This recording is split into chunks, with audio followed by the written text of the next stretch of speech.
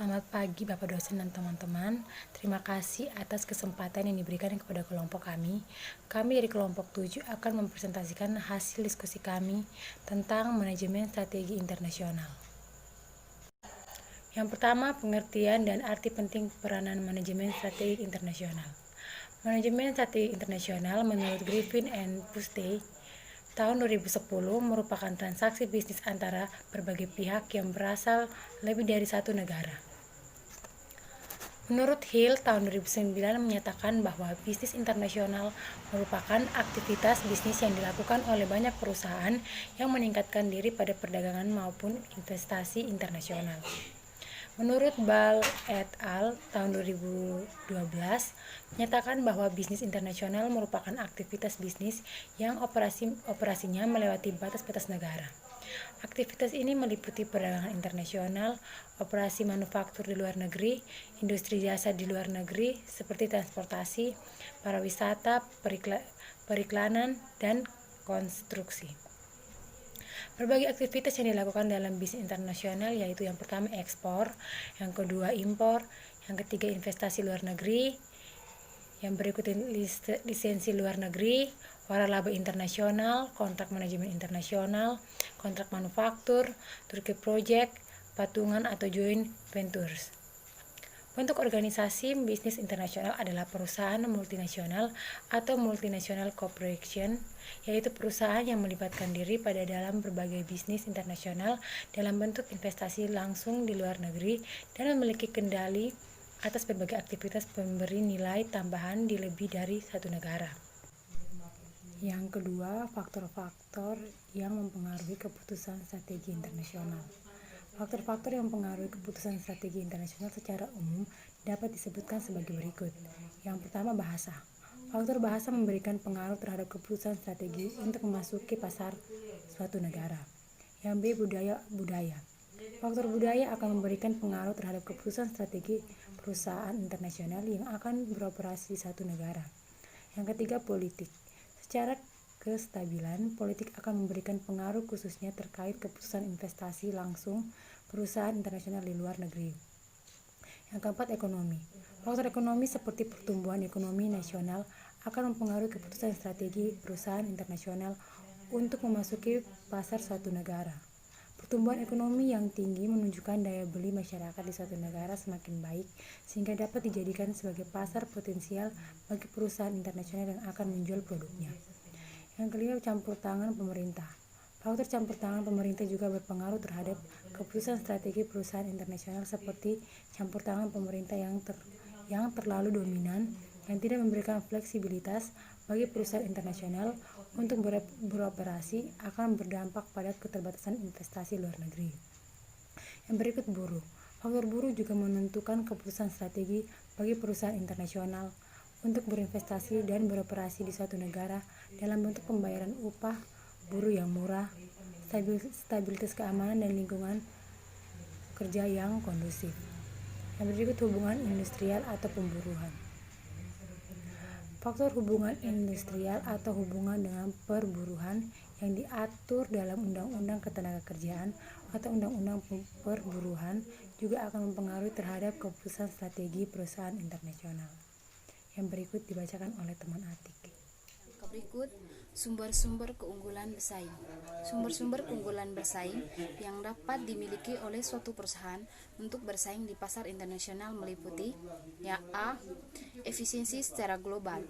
Yang dimaksud dengan efisiensi secara global adalah kemampuan suatu perusahaan dalam menentukan lokasi yang efisien di berbagai negara, menentukan skala keekonomian produksi dan jangkauan keekonomian dalam meraih pasar internasional. B. Fleksibilitas multinasional. Yang dimaksud dengan fleksibilitas multinasional adalah kemampuan perusahaan untuk memasuki pasar di berbagai negara dengan memperhatikan perbedaan-perbedaan politik, ekonomi, hukum dan lingkungan budaya beserta perubahan-perubahan terbarunya. C.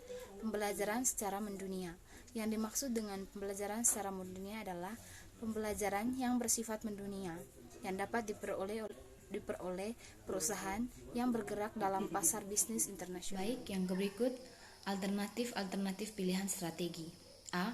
Strategi replikasi domestik. Strategi ini dibangun dengan memanfaatkan kompetisi inti atau keuntungan tertentu yang dikembangkan di dalam negeri atau pasar domestik sebagai senjata kompetitif yang dimana utama pasar luar negeri yang dimasuki dengan mendasarkan atas keunggulan apa yang dimiliki yang memang sangat baik di pasar domestik dan mencoba menduplikasikannya di pasar luar negeri. B. Strategi multidomestik. Pengumpulan anak perusahaan operasional yang mendirikan dengan memfokuskan pada pasar domestik tertentu. Masing-masing anak perusahaan dibebaskan untuk menyesuaikan produk-produknya, melakukan kampanye pemasaran, dan mengimplementasikan berbagai teknik operasi untuk memenuhi kebutuhan pelanggan lokal.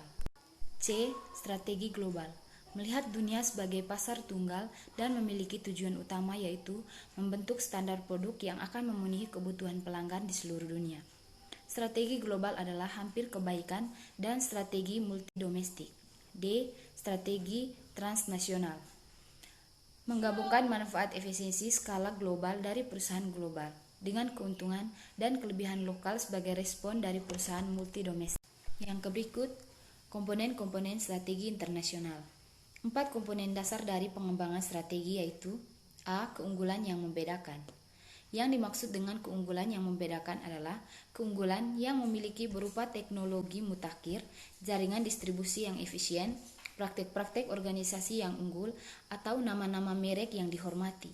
Tanpa kompetisi yang unik, sebuah perusahaan asing akan mengalami kesulitan bersaing dan perusahaan-perusahaan lokal yang dianggap lebih tahu pasar lokal. B. Jangkauan kegiatan operasi. Jangkauan kegiatan operasi dapat berupa yang pertama wilayah geografis. Lingkup dapat didefinisikan dalam wilayah geografis, negara, wilayah-wilayah negara, atau kelompok negara. 2. Ceruk pasar atau produk dalam wilayah. 3. Ceruk pasar khusus. Lingkungan terkait kepada kompetisi khusus perusahaan. Jika perusahaan memiliki kompetisi yang unik hanya di wilayah tertentu atau di lini produk tertentu, maka lingkungan operasi akan fokus pada bidang-bidang di mana perusahaan memiliki kompetisi khusus. C. Pengalokasian sumber daya. Perusahaan melakukan alokasi sumber daya spesifik melalui lini produk, lini geografis, dan lini produk dan geografis. Hal ini merupakan bagian dari perencanaan strategis yang menentukan prioritas relatif perusahaan atas sumber daya yang terbatas. D. Sinergitas. Bagaimana unsur-unsur yang berbeda dari perusahaan bisnis dapat menguntungkan satu sama lain. Tujuan dari sinergi adalah untuk menciptakan situasi di mana seluruh lebih besar daripada jumlah bagian.